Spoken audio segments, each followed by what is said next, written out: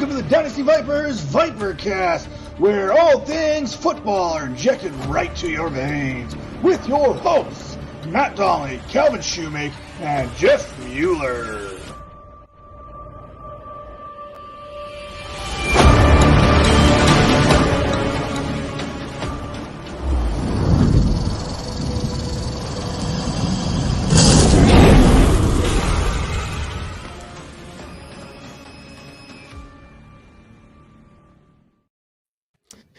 What is up, and welcome to another edition of our Team Spotlight series here at Dynasty Vipers. I am Cal Shoemake. I'm excited to have a chance to talk about the Bears today. I got an awesome group of guests with me. You can find me at Twitter at Calvin and Hobby. And I got a bunch of great guests. But before we get into these guests, I just want to say off the top, we're going to cover all 32 teams on this. And so many times in Dynasty Leagues, the calendar flips over to January or February, and we start looking at the draft. And that's important. We definitely need to do that. We also need to understand the landing spots of all of these guys, the free agents. We got a lot of coaching movement going on. We've got different things that we need to look at. So understanding the landing spots, understanding the team, that's going to be an important part of our Dynasty process. So to do that, I grabbed a bunch of guys who are in the fantasy football industry. They're used to looking at fantasy football, numbers perspective, looking at the game. They also are used to watching Bears games because they are fans of the Bears. And so I want to we'll start with Roberto. He is a a fellow Dynasty Viper. And we'll start with you and go around the room. Just introduce yourselves, tell us who you're with, what you're working on, and starting with you, Roberto. You see how he says former. That tells you how up on the totem pole I am. No. So obviously I got my Twitter handle there at rs_smooth. I contribute at Dynasty Vipers. Avid sports fan, Dynasty guy. And I have the greatest content ever. If you want to win your Dynasty leagues, make sure you're following at RS Smooth. I'm gonna get you to a championship. That's what I do. Love that. Steven, what about you? Yeah, I'm Steven Johnson. I am the podcast manager for ChiCitySports.com, covering all things Chicago sports, and also the host of the Bearfront podcast covering the Bears. So getting to live through this roller coaster of a season, as we all know, it's been super fun, and we'll be diving into it. But along with that, also just this most recently, a couple days ago here, joining Fantasy Intervention to help them with some graphic work, as well as helping out the Avi makers with Scott Fishbowl during the season as well. So love the fantasy community here on Twitter, and excited to be a part of them on a daily basis with whatever ends up popping up here. Did you need to? Did you get your Kool-Aid in yet? Was that part of the welcome package? Yep. They got the Kool-Aid mugs and everything. Love that. How about you, Z-Mags? What's up, man? Where can we find you? You can find me and my work at. I do all my work with IDP guys. That's right. Most of the time during the off season, I'll cover anything from more so on the defensive side of the ball. I'm getting a little bit more with the offensive, but I cover a lot of their IDP breakout candidates. That's usually what I cover during the off season. And then this past season, I was doing the injury reports, writing that for the website there at idps.org. We'll love it. And I'm excited to have a chance to talk to all you guys and talk about the Bears. And honestly, the Bears are just such a fun franchise. They go back a long ways. They got a very storied franchise. Up until very recently, the Saints, we were most known for having bags over our heads. So, and Mike Ditka coming over and trading all of our picks away for Ricky Williams. So the Bears have always been a franchise that fascinates me. There's so much history, so many things going on there. But tell me a little bit about, starting with Roberto, and we'll go around, but tell me a little bit about your experience with the team. When did you become a fan? Just a little bit about your Bears history. Well, born and raised in Chicago, right? So just logically fell in love with all Chicago teams. Football kind of took a while for me.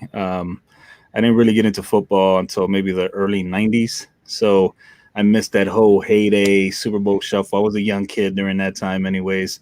Obviously I've watched a lot of it, replays and things like that. But I first became a Bulls fan.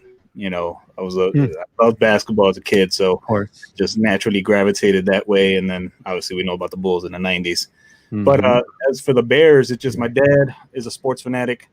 And I just would sit there. He'd be having games on that when there wasn't baseball, football, or something, something he'd watch anything, bowling, it didn't matter. So I kind of just became a sports nut from that, and really became, like I said, a Bears fan in the early 90s when we're talking about Curtis Conway, Eric Kramer. That's really like the 93, 90, mid 90s, Eric Kramer, Jeff Graham. That's when I became a fan of the team, and been a tortured fan ever since. Love that. How about you, Steven?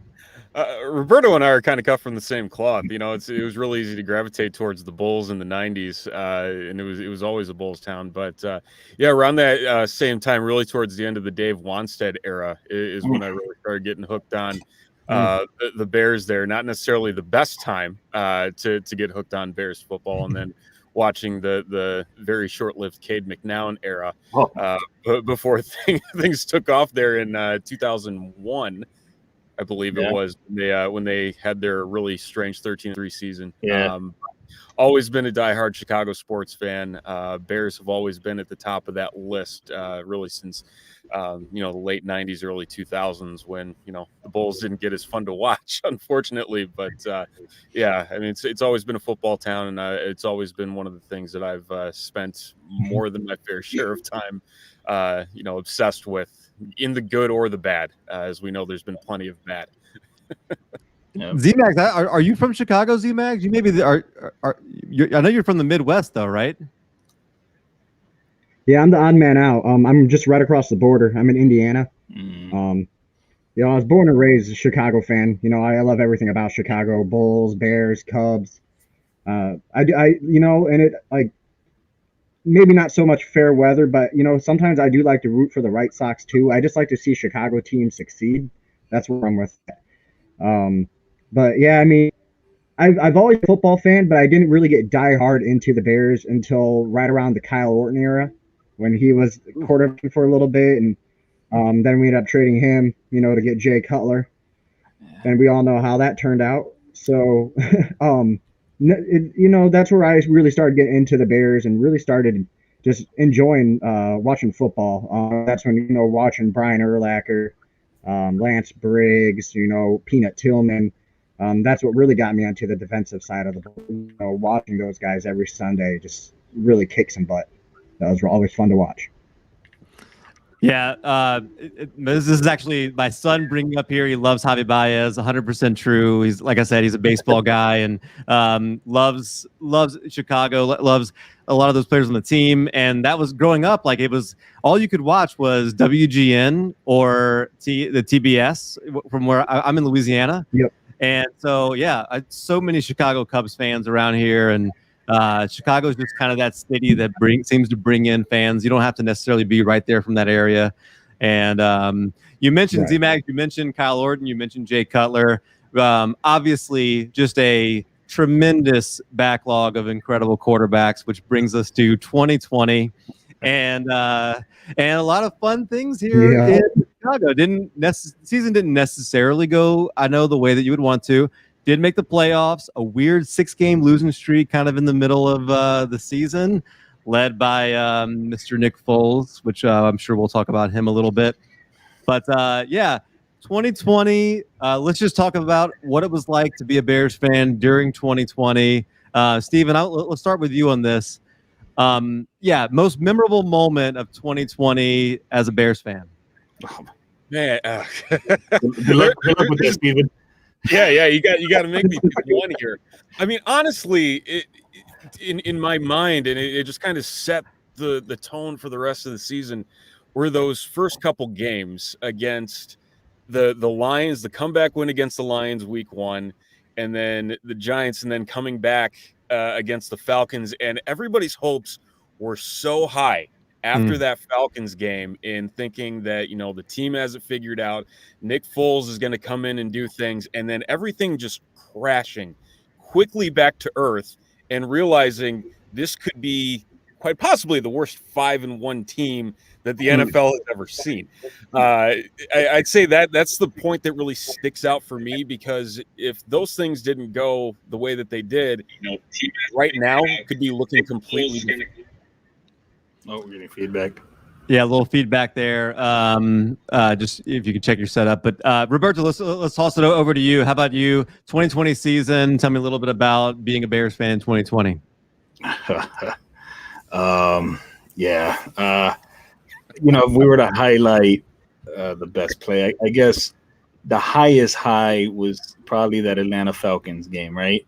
Foles comes in after Trubisky with 3 straight quarters of, I don't even know what to call it. The offense was bad. Everything was bad that game. Nick Foles comes in. What was it? 3 touchdowns in the fourth quarter, something like that. And you just thought, okay, here's a guy that can read a defense, is an accurate passer, and you just felt like, okay, I mean, we can maybe do something here. They're 5-1. I knew you felt they weren't as good as 5-1, but you felt, okay, we got Foles, we got a good defense, we can potentially do something. And my God, did it just collapse quick. My concern always with Foles coming in was that offensive line was not very good to begin with. And I kept telling everybody, Mitch is not great, but Mitch allowed the offensive line to get a little bit of a pass because he was able to scramble and get out of some jams. You knew with Foles, he's a statue back there. And that offensive line wasn't gelling at that time. Nick Foles was bad. I mean, oh my God. I try to think positive, but my God, it was just a bad year. Z-Mags, what about you? 2020 Bears fan. For me, it was kind of a mix of things there. Like we've discussed it, just how when they did the switch at quarterback, how it was like with Foles and his lack of mobility probably really hurt their overall chances to really begin with. Just he can't move around the pocket like Trubisky, and and just the fact that Trubisky can move like he can and run as like he does. When he gets out of the pocket, he gives the Bears chance to create a little bit more plays, even though he's not the most accurate quarterback in the league, obviously. But for me, it was that when Nagy gave up play calling over to Laser, I think that really helped. That really kind of re-energized the offense a little bit. And then for me also, it was when David Montgomery really started coming into his own. That was my favorite moment, watching him, even though it wasn't, they say it was against some of the worst defenses in the league, but he still had a really nice breakout. And I mean, the guy break tackles like none other. I mean, I think he was 3rd in the league with avoided tackles, and that was always really nice. That's when you can have a running back that can break tackles, that really helps, especially behind a risky offensive line. We talk a lot about slump busters on the Vipercast, and that definitely seemed like that. Was it the Green Bay game? Was that the one where David Montgomery had his first, where he had just a run of 3 incredible games, and then it's like his confidence was up. Maybe even the offensive line's confidence was up, and definitely seemed like things were going really well there. Oh, we got a guest. Well, look at this guest appearance. Just making a quick little stop by here because the Bears are on. I just had to talk about David Montgomery and Mitch Trubisky being legends already. Yeah. No doubt. And Calvin, you're probably going to have to kick me out because I don't know how to leave right now.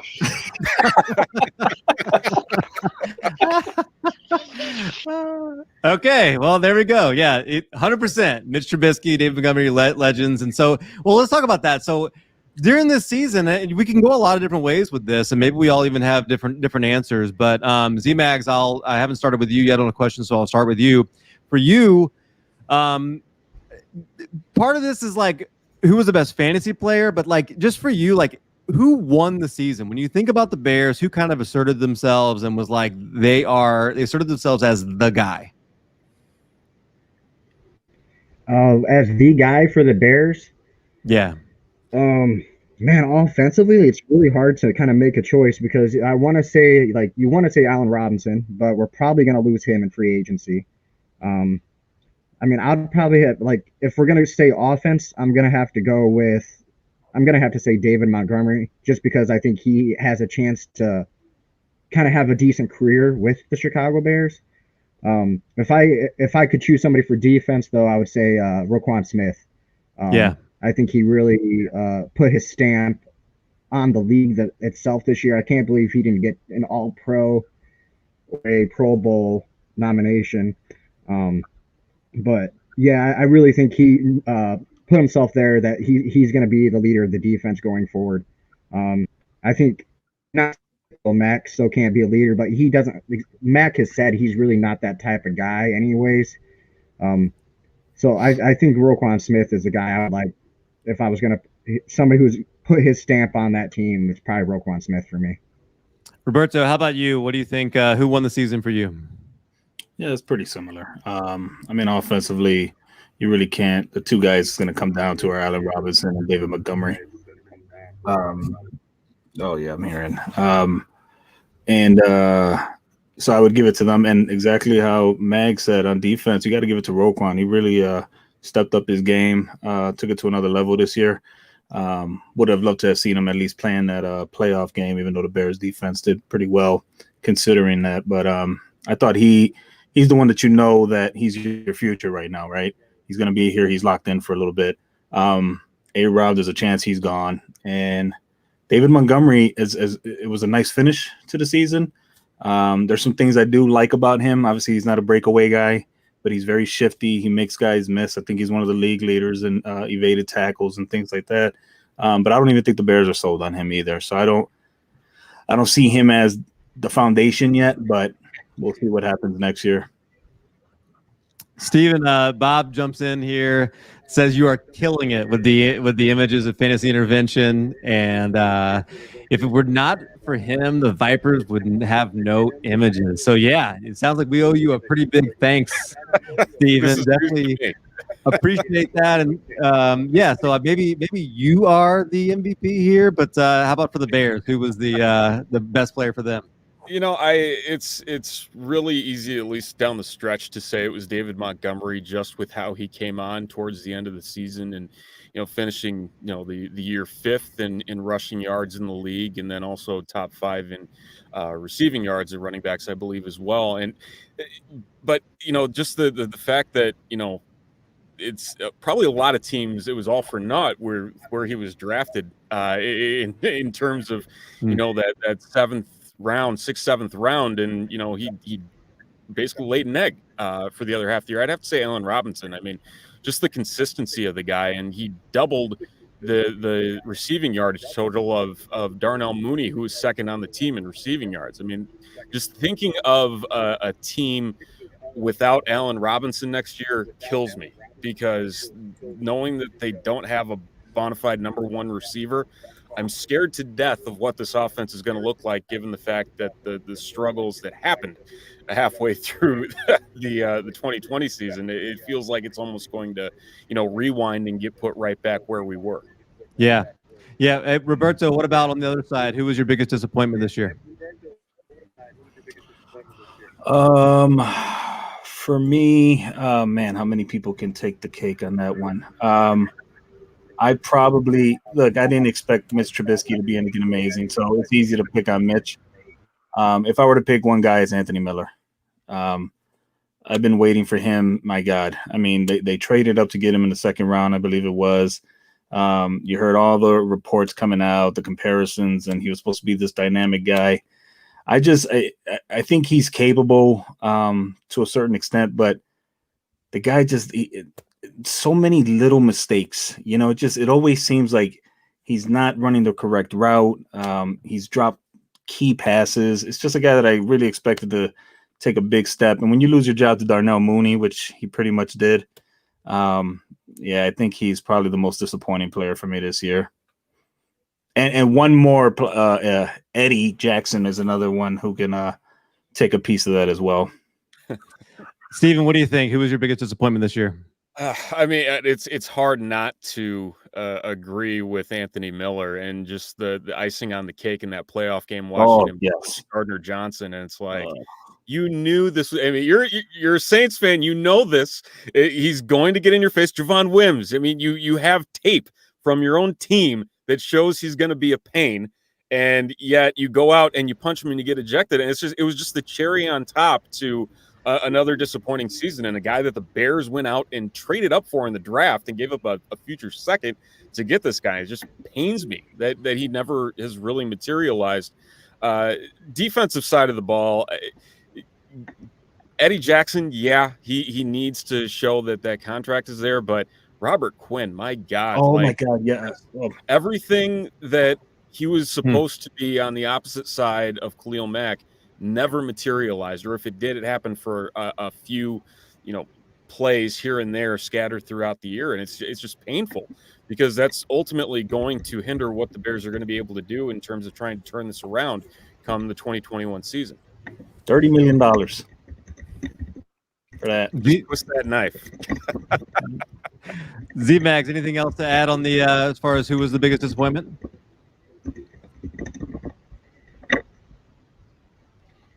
Oh, might not have Z-Max here. I'll just mute him real quick, and we'll move over to the 2021 offseason, because that's really, what we need to do here now is figure out, okay, where do the Bears go from here? And it's a really interesting time. I started looking up. They actually are currently $10 million over the cap from the estimates that I saw. There's a lot of interesting things that they probably can do, but I mean, you've got UFAs, you've got Allen Robinson that we mentioned earlier. We've got Mitchell Trubisky, who right now is not currently signed. Cordell Patterson, I don't know how much you're going to prioritize him, but yeah, talk a little bit about, I guess, where they stand and what you're hearing as far as guys that they may be looking to re-sign. Steven.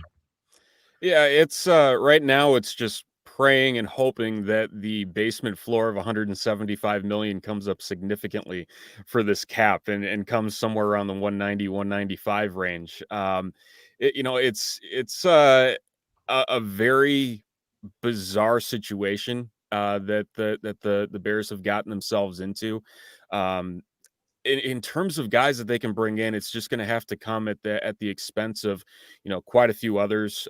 Whether it's cutting, Charles Leno, Jimmy Graham will save you $7 million, Bobby Massey almost $7 million, Buster Screen and Anthony Miller a few million here and there. I honestly don't expect them to make a huge splash in free agency, which it pains me to say, because honestly, I don't feel like there's really been a whole lot out there that's really sat down on, okay, this is their game plan, this is what they're going to do. All we've really heard to this point in these early weeks of their offseason has been, oh, maybe they'll be interested in Deshaun Watson. That's still not going to fix your offensive line. It's still not going to fix your wide receiver situation. And with what money? And honestly, it's to a point where I'm thinking, okay, is this going to be a situation in which, Ryan Pace and Matt Nagy are actually attempting to save their jobs, or they're just sitting in the mud that they dug themselves into and just working out another year before they ultimately get cut come Black Monday of next year?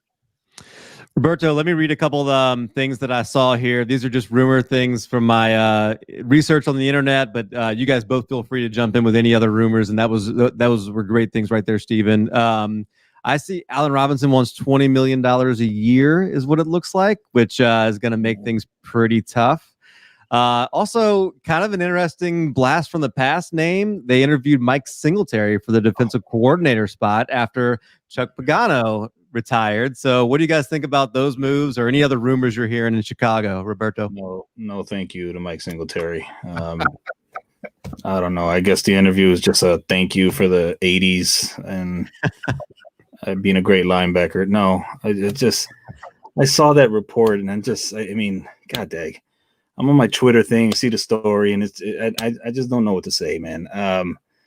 Allen Robinson, I'm losing hope that they're going to do anything with him. The only option they're going to have is to franchise tag him if they choose to keep him.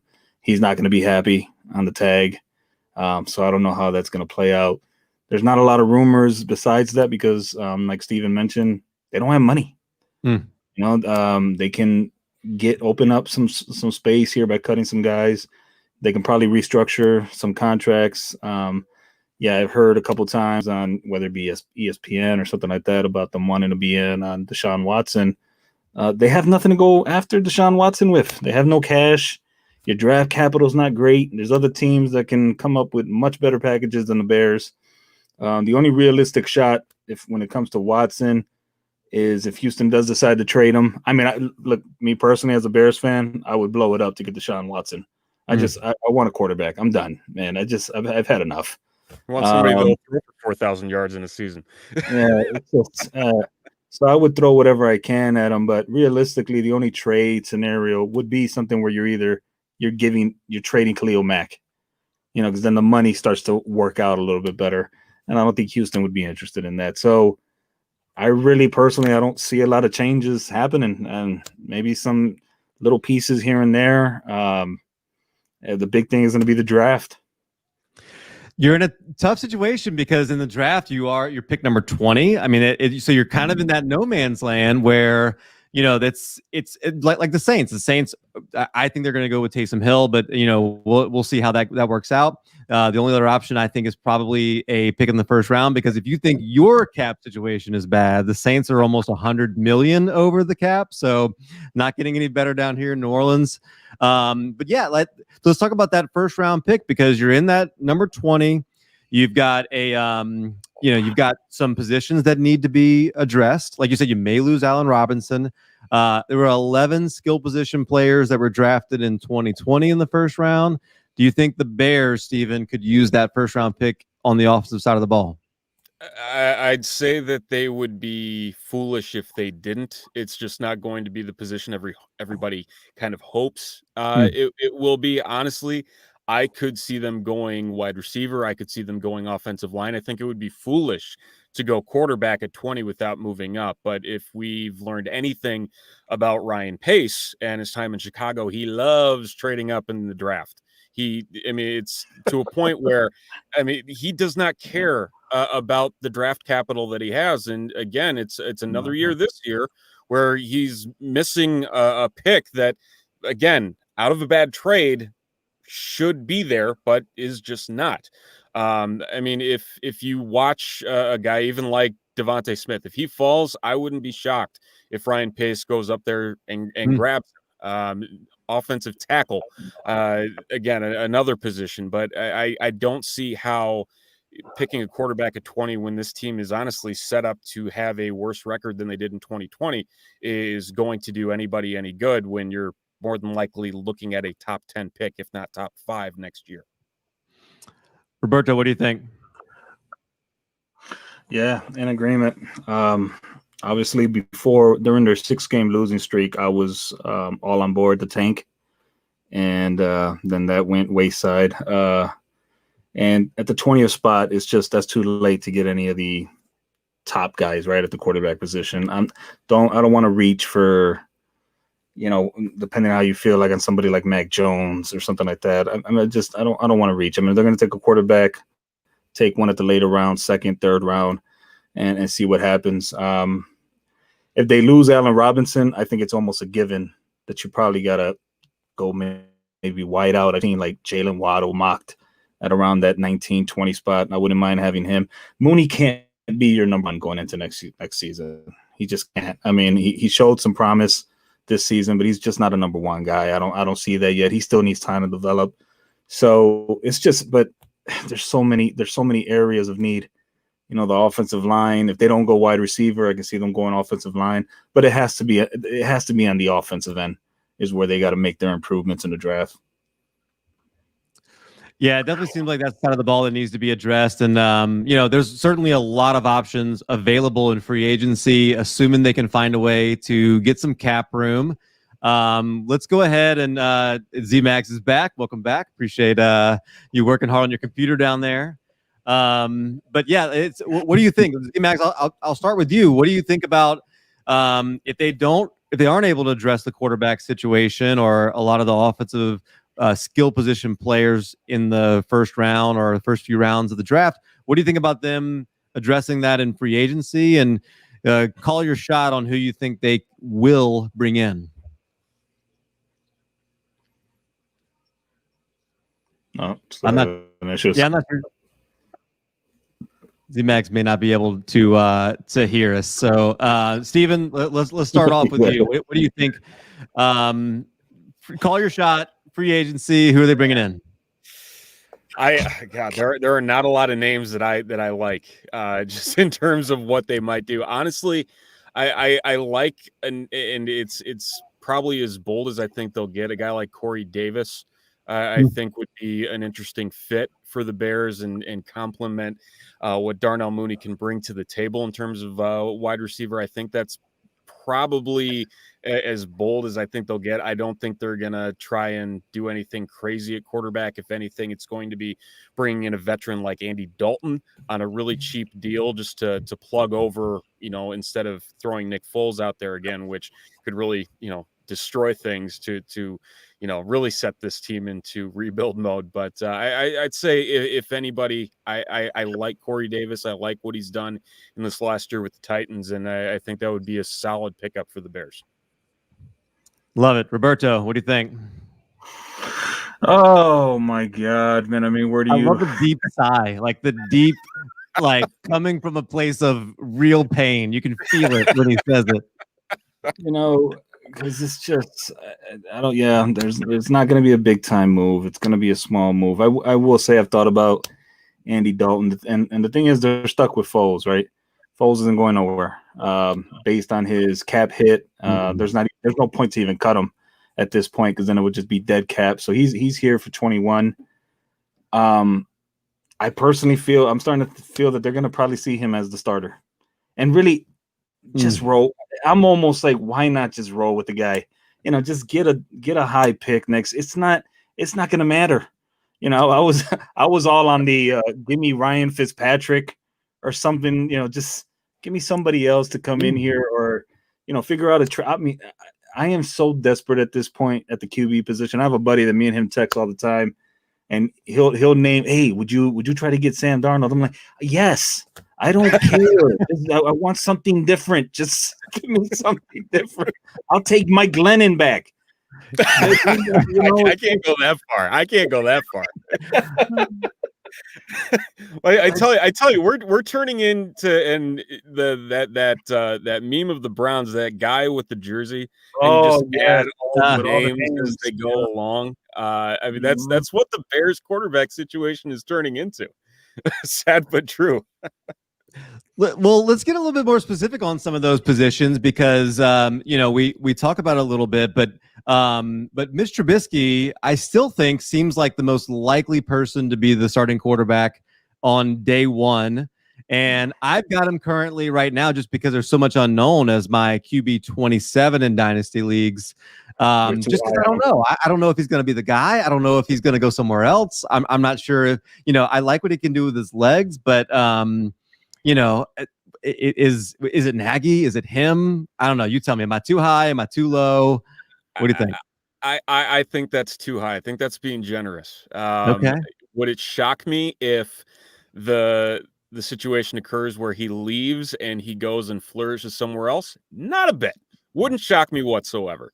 But he went as close to scorched earth as you could possibly go with the Bears the day that they lost to the Saints, and saying that the entire organization's culture needed change. And saying that to the media is like, if you're saying something like that, chances are you're halfway out the door and ready to leave this behind and start anew. It just doesn't sit well, saying that regardless of you're with the team next year or not. It isn't something that feels good. And the fact that we're sitting here watching George McCaskey and Ted Phillips put all their eggs in the basket of Matt Nagy and Ryan Pace, I can't see it. I just cannot see him being back in orange and blue next year. Roberto? Yeah, and I agree with him. It's not – who do you blame? I'm not a fan of Nagy. I'll admit it. But in terms of this marriage, they just don't mesh. For what I don't – first of all, I don't think Nagy trusts Mitch Trubisky. So I think that limits him when it comes to those play calls. What you saw from Trubisky to end the season was good against those bad defenses, but they did tailor the offense more to his strengths, right? The RPOs and all that, bootlegs, kind of cutting half of the field out, because that's what Trubisky, he's a one-read guy right now. And that's the reason when people are like, well, the way he finished, shouldn't you give him another shot? To be honest, I kid around. He's not a good quarterback, man. He's not. And I'd rather at this point, Nagy's here. He's here to stay right now, at least for one more year.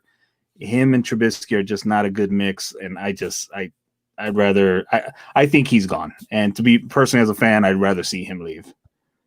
And like Steven said, it would not shock me if he went somewhere else and flourished. It's sad because part of me hopes that does happen, just so it can be stuck to Matt Nagy that he couldn't work with Mitch Trubisky. Because I honestly, wholeheartedly believe that Matt Nagy is the reason why this team is not doing what they need to do, and they're wasting a fantastic defense in just floundering on the offensive side of the ball. But it's okay now they're collaborating. I don't want to hear that word ever again. Yeah, they're collaborating now. Things are going to change. I kind of couldn't believe they're hanging on to Bill Lazor. I mean, I guess I know that it's really is Matt Nagy's offense, but I didn't love the hire last year, and I didn't really quite understand it. I guess it was a last-ditch effort to try and save Mitch Trubisky. But if you think he's gone, I don't know why you hang on to him. But Bill Lazor's the one that you don't like. Well, I know, but I didn't understand bringing him in the way that they did. Yeah, I mean, Bill Lazor, and again, I'm honestly at a point where I don't know who was calling plays in those last 3 games of the year, because things looked great against the Lions when they started turning things around. They started scoring 30 points a game. And then the Packer game happened, and you started getting those hints of, this feels like Matt Nagy play calling. And then the Saints game happened, and we're like, this is definitely Matt Nagy's play calling. And honestly, it's an ego thing. I wish Bill Lazor would stick around, and I wish they would just give him the boat and say, call all the plays, and literally just have Matt Nagy be the hoorah guy that he said he was going to be on the sidelines, and making sure that he was in the ear of his players and talking to them when they came off the field. It just feels like it fell apart. Like he had that itch where he's like, okay, well, it's working, but we can make it better, and I'm going to get involved again. And that's two playoff games in Nagy's tenure, against the Eagles back to a couple seasons ago, and against the Saints. This Saints team, they were the massive underdog, right? I mean, you were playing with poker chips and free chips. It's just go out there, play the game. You weren't expected to win. Nobody expected you to win. And they played, but once Javon Wims dropped that pass, they went into like a shell. Like that was it. They played scared. The play calling after that completely turned around. And I mean, I was laughing because I'm watching a game, and there was a point where they were down 18, and they get the ball back with like 8 minutes left, and from the 20, and he calls a run play. And I'm just sitting there, I'm like, I mean, you're down 18. It's abandon the run. It's over. That time is gone. It's over. I just, oh my God, I want to vomit. Well, so if you're going to be hopeful for next year, I guess it starts with David Montgomery. We talked about him a little bit. Now, in terms of Dynasty PPR rankings, I've got him at number 18, which kind of puts him as a middle running back too. And I'm curious what your thoughts are on that. I've got him kind of just behind the Joe Mixon, and that may be kind of a controversial one because I know he's kind of a guy that he's got a lot of talent, but obviously injuries have really kind of crept up on him. But part of it is I don't know what to think about this Chicago Bears offense. I do have him kind of slightly above the Ronald Jones and even like Kareem Hunt, who I'm not quite sure. This is all going to change, but I guess middle RB2. Roberto, I'll start with you. Middle RB2. Do you think that sounds right for Montgomery? Is that too high? Is that too low? No, I like that. I mean, I think at the end of the day right now, I don't think they're going to do anything in the running game. I think he's going to be the guy going into next season. You lose A-Rob, there might be more focused on the run game. One thing David hasn't had is I think this year was 247 carries. I think he had 207 last year. They'll just probably feed him the rock a lot more this upcoming season. He doubled his receptions and targets. I can see that going up. So I think he's a solid RB2 for next year. What do you think, David Montgomery, Stephen? Yeah, I'd say that's a fair place to stick him. I'd say he might even creep out of the top 20 by the time the draft rolls around, depending on where a few spots do end up. I mean, he for me, it could even drop out of 20 even before the draft if free agency falls specific ways with guys like Chris Carson, or even if James Conner managed to land in an interesting spot as well. I don't know. There's something about him where you don't want to quit him because you saw what he was able to do, but is it the system or is it the running back? And I think if Matt Nagy just continues to stick with the run and realize what he has in a solid running back in Montgomery, he could put up the stats that we saw in weeks 12 to 16, where he's running for over 500 yards over a stretch and just destroying defenses and leading teams to championships. That wouldn't shock me at all. I'd say he's a rather safe pick in that tier. I think you mentioned that. Solid. Montgomery solid. Yeah. What about Tariq Cohen? Do you think he plays an impact at all next year? I mean, I think he has to at this point. I mean, Cordell Patterson might be back. He's talking on Twitter like he's going to be, so maybe he knows something that we don't know. But I mean, the Bears are paying him for what happened in 2018. He really didn't do much of anything in 2019. His yards per catch were horrific in 2019, despite the fact he I think he had 70 catches.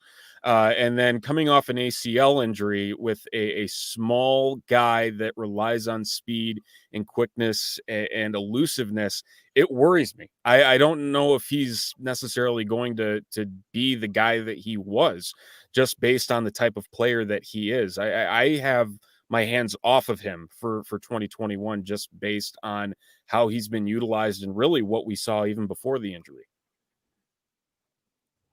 Yeah, I like that. Well, let's switch over to the wide receivers because there is a lot of hype on Darnell Mooney at this point. And I have to be completely honest. I think wide receivers are the most impossible group to rank this season. I mean, it is so hard to put these guys, I think, in the right order. But right now, I've got Darnell Mooney as a wide receiver 4, and that sounds harsh, but I don't know who the quarterback is going to be.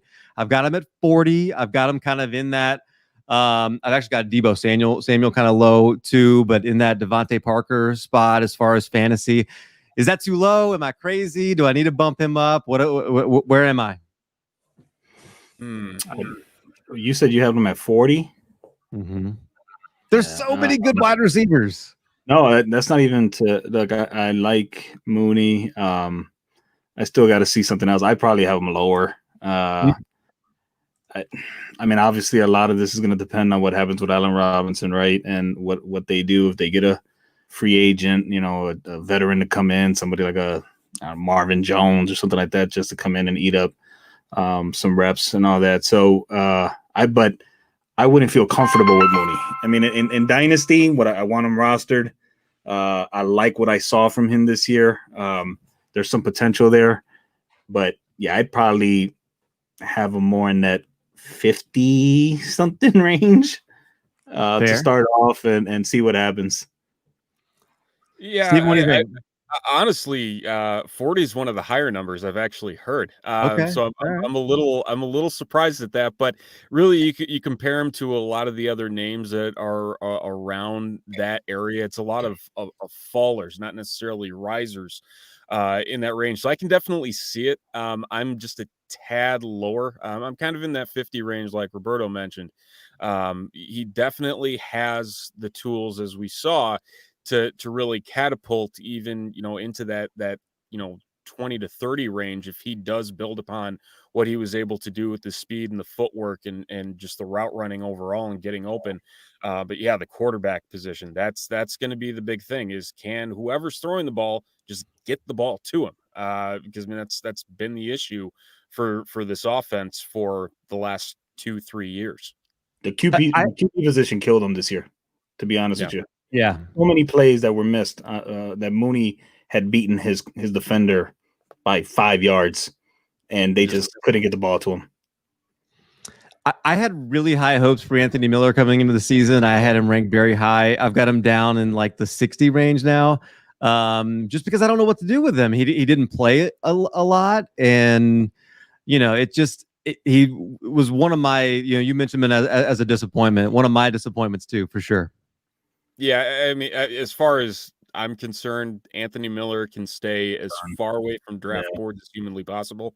He just didn't have what the Bears needed to see out of him to even give him more time. And considering how top heavy that wide receiver room is for the Bears, and the fact that he wasn't able to get on the field as much as he could, that right there, should tell you all you really need to know about Anthony Miller. I don't expect him in a Bears uniform in week 1. I really don't. I think he's outlived the time here, and will make a nice $1.5 million savings on the cap heading into 2021.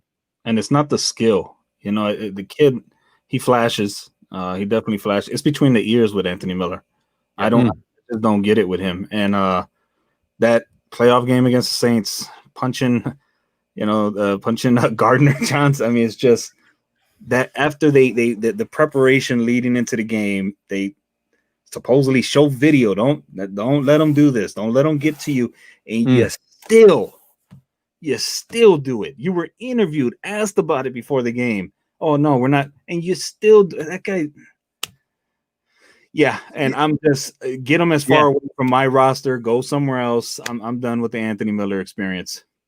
Those are the kind of nuggets that I love. And that's why I wanted to do this series right there, because as a fan of, different team, and just I obviously I love football and I love fantasy football, but like those are little nuggets that I know, like, we spend so much time looking at the the skills and the fit in the offense and snap counts and targets, little things like that. But when you talk about him being between the ears, it sounds like there is a lot of work being done there in Chicago to kind of get to the bottom of why he wasn't playing as much. And that sounds like they dug up some of that stuff.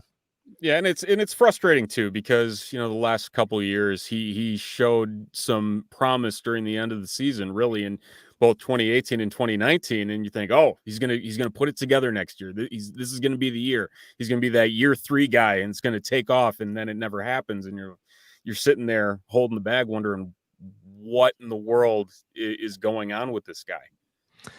Even week one against the Lions, he makes that fantastic and it's funny because it's like the two guys we're talking the most trash about, right?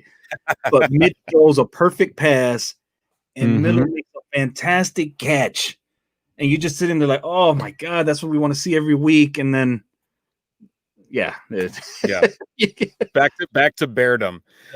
Yeah.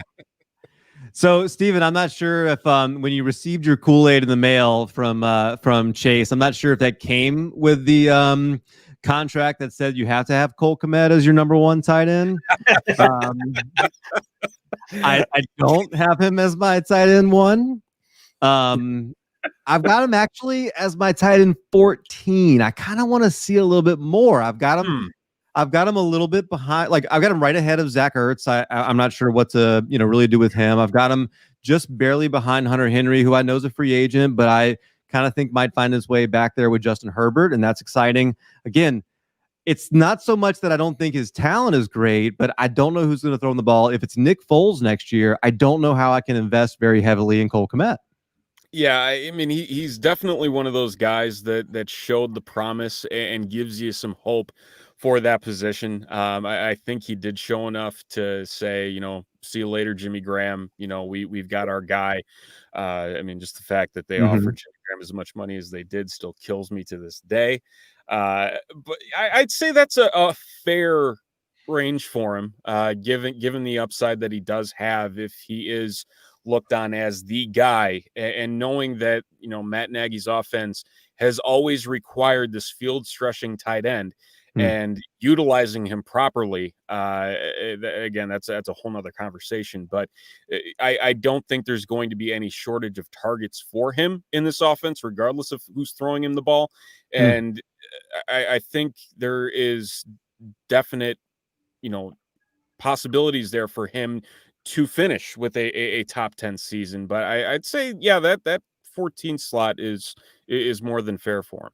I think that's true. I think that's what we're looking for, is if we do see that he's going to have a role in the offense where he's getting 6, 7, 8 targets a game, that's a game changer. I mean, for the tight end position, where, and by the way, I don't have any rookies are in these rankings yet. I like to see where they fall. Roberto, what do you think? Cole Kmet, what are your expectations there?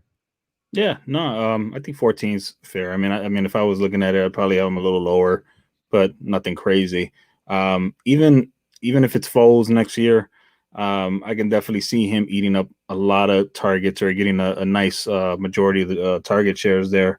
And one thing I don't concern myself is with bad quarterbacks, one thing Foles really struggles with is the deep ball. Kmet's not going to be a guy that's going to be trying to stretch the field. He's just not. He's going to run those intermediate routes, and Foles can hit those. So if he's going to get peppered with targets, I like what he showed this year, much like Mooney. Obviously, his draft capital was higher in Kmet. But I definitely like what I saw, and I fully expect him to take a major step forward next season. Yeah. No, and that's that's one of those things that I guess we're looking for is, if they sign Allen Robinson, if they do bring in somebody like Jameis Winston who's going to stretch the field or something like that, like maybe you start thinking if they're going to sling it, you start looking at these options like a little bit more. But for now, I think David Montgomery is probably the guy that if I'm looking for a bear to invest in, that's probably the guy. But I don't mind Kmet as long as you don't do too much work over there at Fantasy Intervention to get him his price tag too high. I could see taking him. But man, that does it right there. Like, actually, I have one more question. Why do the Bears hate Chauncey Gardner-Johnson so much? Why do they hate the man? Why does Michael Thomas hate him? His own team hates him. Yeah, everybody hates him. That's now, right. Now I remember he was trashing Michael Thomas and his ego and all this. I understand now why he punched him. Yeah, that's right. Whatever happened, I understand it now. That story takes on a little bit of a different form. So look, Slant Boy, right? Slant Boy. That's right. I'm going to give you guys one more chance to just tell us what you're working on, tell us where to find you, all that. Roberto, let's start over there with you. Just one last plug before we go. Well, former Dynasty Viper here. You can still find my work at Dynasty Vipers. I've been haven't really been getting articles out, but hopefully in the next month or so, we'll start pumping out some more articles out there on the site. Maybe occasionally I'll be in one of the Vipercast again as well. So just here with Calvin and Hobby and the rest of us over here at the Vipers families doing our thing over there. And obviously just catch me on Twitter at rs_smooth. It's going to be like 2 a.m. and I'm going to be like waking up in a cold sweat, like hating myself for the fact that I made that slip when I introduced you earlier. I'm going to put that in my bio. Oh my gosh. Steven, how about you? Where can we find you? You can find me at shycitysports.com and the Bearfront podcast, as well as several other random videos that happen throughout the year across the Shy City Sports social media channels on Facebook, Twitter, and YouTube. And you can find me here on Twitter at Steven_Roto, as well as making all sorts of fun graphics come Scott Fishbowl time with the Avi Makers and Fantasy Intervention. Yeah, by the way, thanks again. As Bob's, I didn't know that connection there, but I'm excited. I didn't either. I'm new to this whole thing. I'm like 48 hours in, so this is all new to me too. Very cool, very cool. Well, Z-Mags, I think it was Matt that had a comment. He said Indiana is still on 4G. That might have been our problem here today. I guess we haven't gotten that 5G yet. Right. But just where can people find you? Because seriously, I brought you on because you really do great work, and I love what you're doing over there with Nate. Yeah, I mean, I want to apologize. This is my first time using this camera with the mic on it, so I had to figure out the right configuration setup. I wish I would have done that a little bit sooner, so I could have enjoyed the conversation with you guys a little bit more. I actually had quite a bit written down to talk about with you guys. Um, but yeah, it's all good. Like you can find all my work at idpguys.org. That's where I'm looking forward to getting my 2021 IDP breakout candidates back out there. That's one of my favorite things is kind of looking at who's coming in and who I think has the best chance to have a good breakout season. Obviously, I do specialize on the defensive side of the ball, but that's where you can find my work is idpguys.org, and you can follow me and find me on Twitter at zmagsidp. And again, I'm sorry, and thank you for letting me come on and at least talk for that good 15 minutes there before everything freaked out. No need to apologize. Yeah, you're good, Mags. But since you're an IDP guy, what are your thoughts on Robert Quinn? Yeah. Oh man, that was God, dude, that was like one of the biggest letdowns for me this season, because after the season he had with Dallas last year, I really thought he would complement Mac so well. And Mac did have a decent bounce back season this year compared to last year, but man, like Robert Quinn was like he was more of a waste of money than Jimmy Graham was. So I'm glad Steven brought him up, because I had Quinn on my notes and just completely spaced out when you said it. And when he mentioned it, I was like, "Oh my God, Quinn was my." Eddie Jackson was giving up like a 115 quarterback rating when he was targeted, so it's easy to put some blame on him too. So many guys to go through, right? So this is definitely the leading podcast for deep, painful sighs given by the guest. That is definitely so far. This is the leader in the house for that. But so. For Z-Mags, and again, definitely go check his work. I wish you guys could have heard a little bit more of him today, but go check out his work. He really does fantastic work with the IDP guys. For Steven, awesome to get a chance. First time I got a chance to podcast with you or live stream with you. It was great. You got a lot of great things going on there in Chicago. Certainly love having you on the show, following you on Twitter. It really is. You're doing great work there as well. And for the former Dynasty Viper, Roberto, and for all the Dynasty Vipers, for Matt, definitely just want to say excited about what we're doing. Make sure you keep tuning in. And we've got a lot of great things coming for the Dynasty Vipers. Make sure you're subscribed to the YouTube channel, like it. We got a lot of incredible guests coming up. In fact, there's a guest coming up next week. I can't even believe we're going to get a chance to have on, but he's going to be on our show. I'm excited about that. A couple of them, actually. So, yeah, for these guys.